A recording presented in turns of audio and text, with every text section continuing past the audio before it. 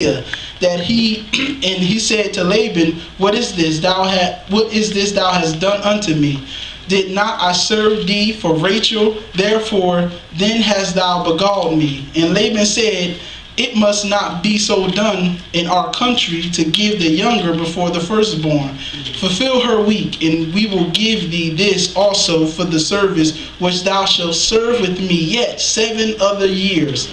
And Jacob did so. And Jacob did so and fulfilled her week. And he gave him Rachel, his daughter, to wife also. And Laban gave Rachel, his daughter Bilhah, his handmaid, to be her maid. And he went also unto Rachel, and he loved her also Rachel more than Leah, and served with him yet 7 other years. And when the Lord saw that Leah was hated, he opened her womb, but Rachel was barren. Amen. And when the Lord saw that Leah was hated, he opened her womb, but Rachel was barren. Amen. I want to put a tag on this text, and for a moment with your prayers, I want to preach from the subject, how bad do you want it? Amen. Amen. Amen. How bad do you want it?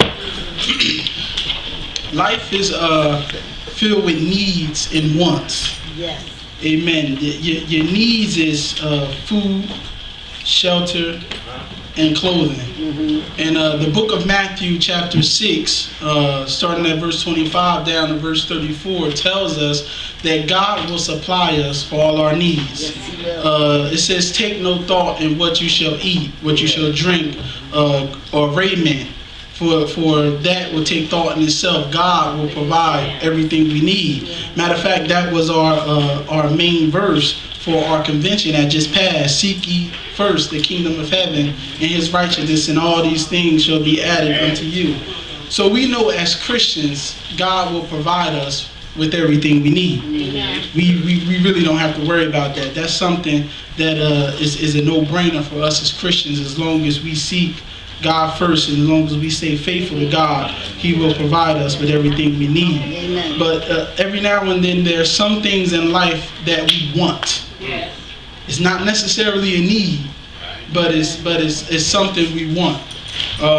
When God promised us shelter, he didn't promise us a 6-bedroom house with 3.5 baths. He promised you a shelter. A shelter. So that may be a 1-bedroom apartment. You wanting a 6-bedroom house is a want. That's not what God promised. He promised I'll give you a roof over your head. Not exactly everything you want. Amen. When God told you that he was going to provide you with clothes, he never said he was going to give you Gucci. He never said he was going to give you Louis Vuitton. He didn't say all your sneakers was going to be Nike. He didn't say you was going to have the latest Jordans. He told you he would give you raiment. Everything else is a want. Amen. When God told you he provides you with food, he didn't say everything was going to be organic and that expensive stuff we buy from Whole Foods and Wegmans and stuff. But he did say he will provide you with food.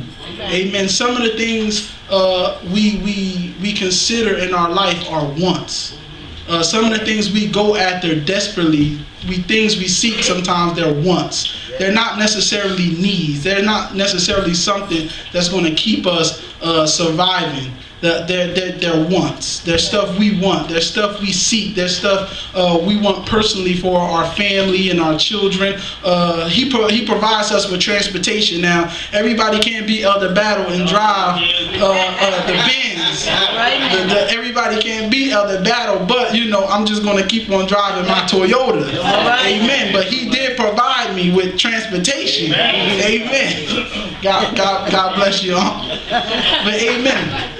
In life, there's needs and there's wants. And when we look at the text, we see Jacob. Jacob was following orders from his father. His father didn't want him marrying a woman from Canaan. So he told Jacob, go to the land where your mother's brother and choose you a wife from his daughter. Amen. So Jacob was just following instructions. And when I was studying this text, I came up with a few questions that, when you're figuring out, how bad do you want it, there's a couple questions you need to ask yourself.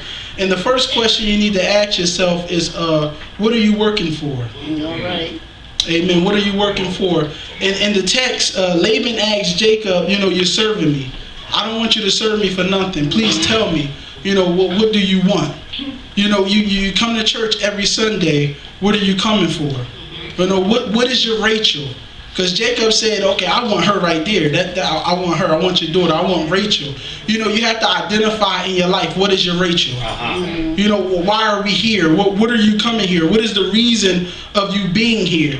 It's supposed to be to worship God in a fellowship with your brothers and sisters.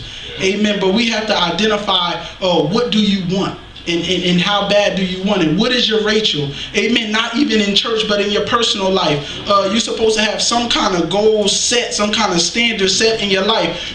What is your Rachel in your personal life? Amen. I know me and my brother Donovan, we identified that.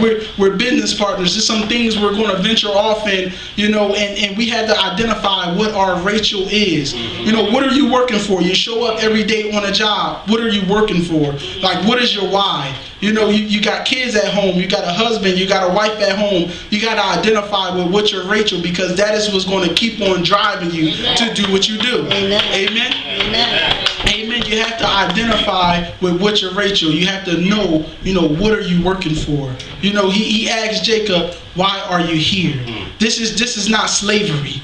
I'm not just going to take your work and not going to give you nothing for it. So you got to tell me what you're working for. What do you want? Why do you come here every Sunday? Why do you come here every Wednesday? Why do you come to choir rehearsal? Why do you come to the ushers meeting? Why do you do what you do? What is the reason why we come here? What is the reason why we stay a member of Mount Moriah Permanent Baptist Church? Why do we come here every Sunday? Why do we study our scriptures? Why do we read our Bible? You got to identify with why you're doing with what you're doing, because that is going to be the drive for to keep you going and to keep you pushing. Amen. That's the first question you have to ask yourself. Why do you do? What are you working for? Amen. And you have to realize that you have to be willing to work.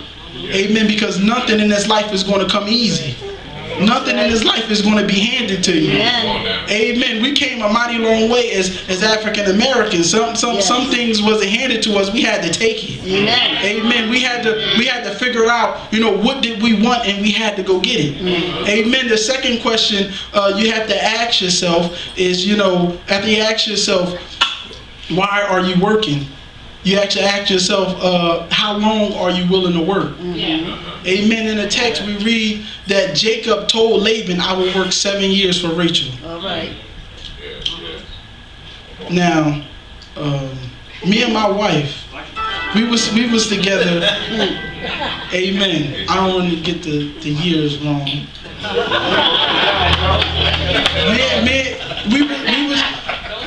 We was together. This year, around this time, it makes 7.5 years. Amen. 7.5 years. And you have to, when you're working towards something, when you're working towards a goal, when you're trying to reach something, you have to know that you have to put in the time and you have to put in the effort, because it's not going to come easy. Jacob said, I will work 7 years for Rachel. Now, in these 7 years, he didn't have Rachel. Rachel wasn't his. He had to work 7 years in order to get it. So whatever you want or whatever you're trying to reach, you have to work to get it. You have to put in that time. You have to put in that sweat equity. You have to actually work to achieve it. It's not going to come easy. In church, how hard are you willing to work? Amen. Sometimes we take it personal when we come to church and 5 members show up and 6 members show up, and you take it personal that we're small in number, but it doesn't change overnight. Some things got to change in you in order for that to happen. Amen. We got to start realizing that we got to work hard. Just because we got a new pastor and he's dynamic and he's good, that doesn't mean anything. You have to work. Amen. You have to work, and it doesn't matter. It shouldn't matter if you have a goal.